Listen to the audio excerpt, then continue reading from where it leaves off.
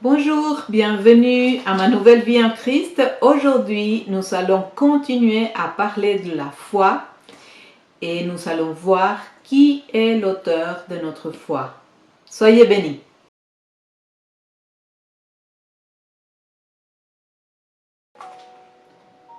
Or, la foi est une ferme assurance des choses qu'on espère, une démonstration de celles qu'on ne voit pas. Pour l'avoir possédée, les anciens ont obtenu un témoignage favorable. C'est par la foi que nous reconnaissons que le monde a été formé par la parole de Dieu, en sorte que ce qu'on voit n'a pas cet effet des choses visibles.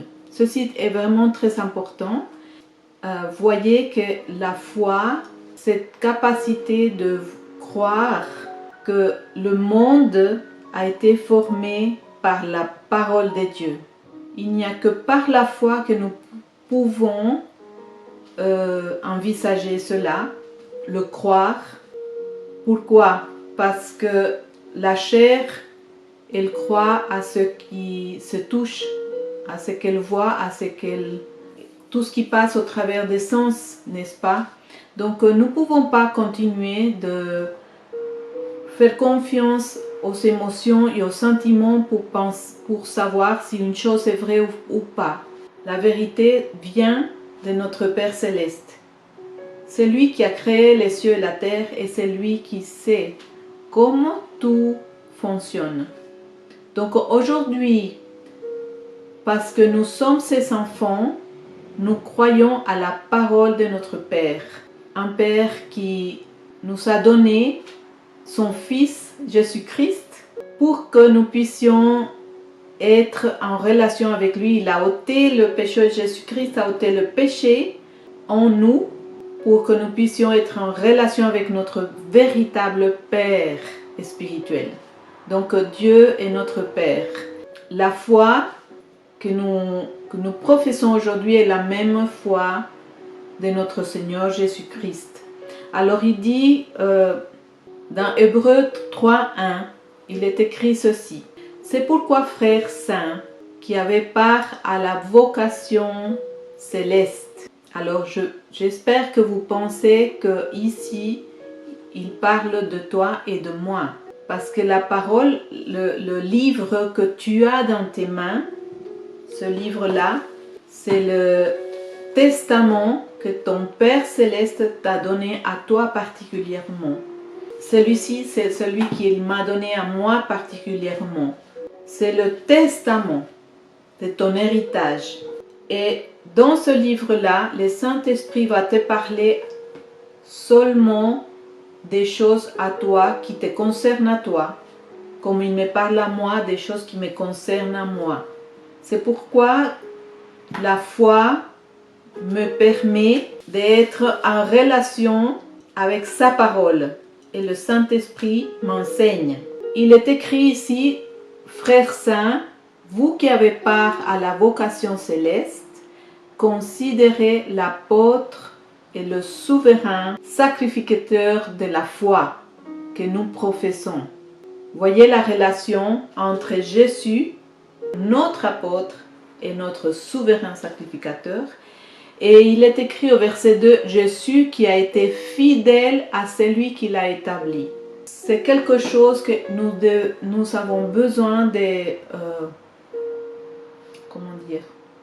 comprendre, que la fidélité, nous l'avons envers celui qui nous a établis comme ses enfants, à celui qui nous a adoptés dans sa famille royale, à notre Père dans les cieux, le Dieu et Père de notre Seigneur Jésus-Christ. Donc il dit que Jésus-Christ a été fidèle, donc moi aussi, je veux être fidèle à celui qui m'a établi. Ensuite, au verset 12, dans Hébreux 12, il dit, nous donc aussi, puisque nous sommes environnés d'une si grande nuée de témoins, donc nous ne pouvons pas voir ceci que par la foi, puisqu'il nous parle de choses que nos yeux physiques ne peuvent pas voir. Mais par contre, nos yeux spirituels, oui. Et donc, comme nous sommes aujourd'hui dans une démarche de foi et que je vis par la foi, qu'aujourd'hui, je suis son enfant. Je suis l'enfant du Dieu très haut. Donc, il dit que si nous, puisque nous sommes environnés de tellement de témoins dans les cieux, n'est-ce pas? Il dit, rejetons tout fardeau et le péché qui nous enveloppe si facilement. Voyez que l'action revient à nous. C'est à moi de rejeter le péché et c'est à moi de rejeter le fardeau. C'est pas à moi de clamer à Dieu pour qu'il me délivre du fardeau, c'est à moi de rejeter le fardeau et le péché. C'est important de voir l'action dont nous sommes responsables. Alors il dit aussi courons avec persévérance. Pourquoi avec persévérance? Nous avons besoin de cette persévérance parce que nous sommes ici dans ce monde. Quand nous sommes nés de l'esprit, nous sommes un enfant spirituel complet. De la même manière, un homme et une femme donnent naissance à un enfant qui est un être humain complet. De la même façon, notre Père nous a donné naissance à nous, nous a engendré en nous et nous sommes un enfant spirituel complet, à l'image de lui et avec sa même nature. Nous sommes complets. Mais de la même façon qu'un être humain apprend à parler, un bébé d'un être humain apprend à parler, à marcher, à lire, doit aller à l'école pour apprendre des choses. De la même façon, nous, même si nous sommes complets en tant qu'un être spirituel, nous avons besoin d'apprendre et notre professeur et notre enseignant, c'est le Saint-Esprit. C'est pourquoi il est important, très important, d'avoir cette relation avec le Saint-Esprit, de parler avec lui, de lui demander, de lui poser des questions et même par rapport à ton identité. Parce que tu as envie de savoir qui tu es réellement. Parce que ton identité n'est pas celle que le monde t'a donnée. Ce n'est pas celle que tu avais dans la chair. Souviens-toi, cet homme de chair a été crucifié avec Christ. Et aujourd'hui, ce que tu vis, tu le vis dans la connaissance de Christ en toi. Voilà. Donc ici, il dit, courons avec persévérance dans la carrière qui nous est ouverte. Donc il faut persévérer à apprendre. C'est ça être un disciple. Un disciple, il apprend et il est humble pour reconnaître qu'il ne sait rien. N'est-ce pas? Un bébé ne sait rien encore de la vie. Verset 2, il dit, fixons les regards sur Jésus, le chef et le consommateur de la foi, qui en vue de la joie qui lui était réservée a souffert la croix, méprisé l'ignominie et s'est assis à la droite du trône de Dieu. Donc nous avons un exemple en Jésus. Il a souffert la croix. La croix n'est pas un objet d'adoration, pas pour les enfants de Dieu. La croix, elle doit servir simplement à nous rappeler que cet homme de chair, cet être humain qui est né d'un homme et une femme, cet homme de chair a été crucifié à la croix et que nous ne pouvons pas continuer de vivre au travers des émotions, des sentiments. Je sens que je suis triste parce que ceci ou cela. Non, nous vivons de toute parole qui est sortie de la bouche de notre Père. C'est comme ça que nous vivons aujourd'hui et ça par la foi. Donc ayons la foi en Jésus-Christ qui est l'auteur et le consommateur de notre foi. Nous avons déjà la foi qu'il nous faut. Maintenant, si tu sais que tu doutes, alors débarrasse-toi du doute. Si tu sais que tu as de la peine à croire, Alors affermis ta pensée en lisant davantage la parole et en demandant au Saint-Esprit de t'amener à toute la vérité. Il dit aussi, considérez en effet celui qui a supporté contre sa personne une telle opposition de la part des pécheurs. Pourquoi? Parce que la vie de l'esprit est totalement opposée à la vie des hommes qui sont encore dans le péché, à la vie dans le monde. Elle est totalement opposée. C'est pour ça que nous ne pouvons plus continuer à vivre comme les hommes dans le monde et à aimer les choses du monde. Et la foi nous est nécessaire pour vivre par l'esprit. Alors, dans Hébreux 11, il est écrit ceci à propos d'Abraham. Il dit, c'est par la foi qu'Abraham, lors de sa vocation, obéit. Si j'ai la foi, j'ai aussi besoin d'obéir à mon Père quand il me dit quelque chose. Ceci n'est pas facile. Parfois, nous ne sommes pas si obéissants que ça. Mais revenons toujours à lui. C'est pour ça que la parole dit que nous avons un avocat devant notre Père. Quelqu'un qui s'appelle Jésus-Christ. C'est notre Seigneur Jésus-Christ qui intercède jour et nuit devant notre Père, pour nous. Et alors il dit que Abraham obéit et partit pour un lieu qu'il devait recevoir un héritage.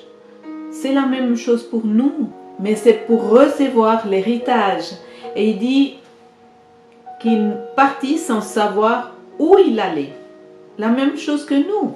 C'est par la foi qu'il vint s'établir dans la terre promise comme dans une terre étrangère, habitant sous des tentes, ainsi qu'Isaac et Jacob, les co-héritiers de la même promesse.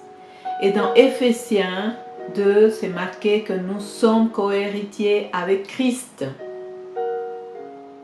Et nous sommes co-héritiers avec Christ aussi comme Isaac et Jacob étaient co-héritiers de la même promesse. Au verset 10, il attendait la cité qui a des solides fondements, la cité de Sion, celle dont Dieu est l'architecte et le constructeur.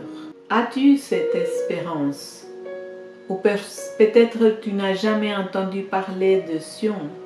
Au verset 11, c'est marqué, c'est par la foi que Sarah elle-même, malgré son âge avancé, fut rendue capable d'avoir une postérité parce qu'elle crut à la fidélité de celui qui avait fait la promesse. Vous vous souvenez que Sarah, elle n'était plus apte à porter un enfant, à donner naissance à un enfant. Sa matrice était sèche. Mais la foi et la confiance qu'ils ont eue, Abraham et Sarah, ont permis que finalement, ils puissent voir la gloire de Dieu et que cet enfant soit né, Isaac, le fils de la promesse, soit né. Dieu est fidèle, il nous encourage à persévérer et à avoir la foi. Alors, qu'est-ce que c'est la foi? La foi dit la foi est une ferme assurance des choses qu'on espère. Vous voyez? Donc Abraham espérait la cité qui a des solides fondements. Aujourd'hui, nous aussi, nous espérons les nouveaux cieux et la nouvelle terre. Et nous espérons aussi être avec Jésus pleinement dans la réalité tel que je suis Christ est maintenant auprès du Père et que nous le sommes par la foi, assis aussi à la droite de Dieu notre Père. Par la foi. Alors il dit, la foi est une démonstration des choses qu'on ne voit pas. Sans la foi, on ne peut pas voir les choses dont notre Père nous parle. Parce que la foi est nécessaire pour que ces choses se manifestent dans notre vie ici sur cette terre. Pour que la volonté de notre Père qui s'est accomplie dans les cieux soit accomplie ici sur la terre. Donc il dit, par la foi, nous reconnaissons que le monde a été formé par la parole de Dieu. Donc, quand nous avons une promesse de Dieu, que notre Père nous a dit à nous particulièrement, une parole qui nous a dit, une promesse qui nous a faite, nous pouvons avoir la foi sur ce qu'il a dit et persévérer. Et la foi, elle parle. Donc, la foi, elle va proclamer ce que notre Père nous a dit. La foi, elle a un langage et ça s'entend et le monde l'entend aussi. Et nous verrons à ce moment-là la gloire de notre Père dans notre vie. C'est cette fidélité que notre Père cherche en nous, cette confiance que notre Père cherche en nous. Et il veut aussi que nous puissions nous réjouir, voir ces choses avec la foi avant qu'elles se sont manifestées. Comme il le dit là, une démonstration des choses que on ne voit pas. Ça veut dire que l'imagination, notre imagination, elle peut être un outil pour nous, ou elle est un outil pour nous, pour voir les choses que notre Père nous a promis. Alors ensuite, on voit que au verset 17, on parle toujours d'Hébreux 11, il dit par la foi Abraham offrit Isaac lorsqu'il fut mis à l'épreuve.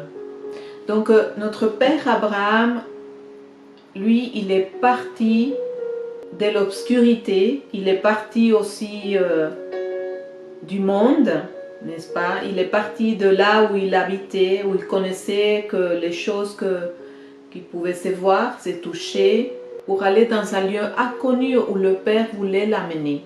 Et pour cela, il a dû faire confiance à Dieu. Est-ce que tu lui fais confiance? Et sinon, demande-lui de t'aider à avoir confiance.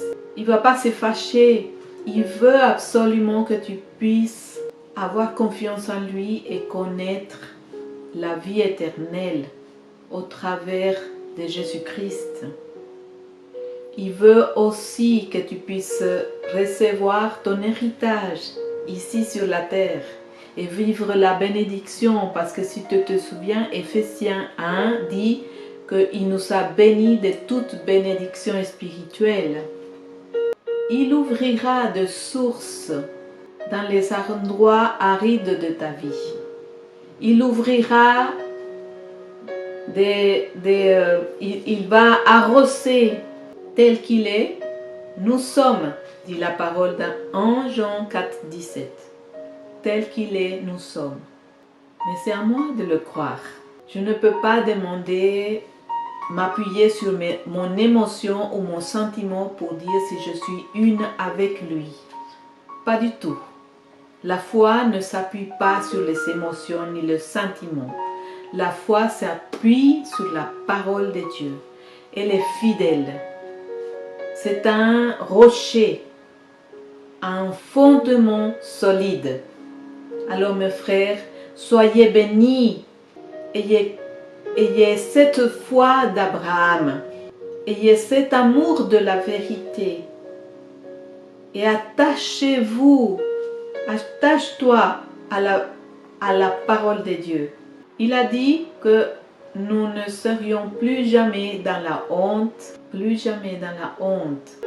La réconciliation qui nous a été donnée par notre Seigneur Jésus-Christ, de pouvoir être en relation avec notre Père, a été pour toujours, maintenant. Mais le Père ne veut pas qu'on continue de vivre par cet homme de péché. Il veut qu'on vive par l'Esprit.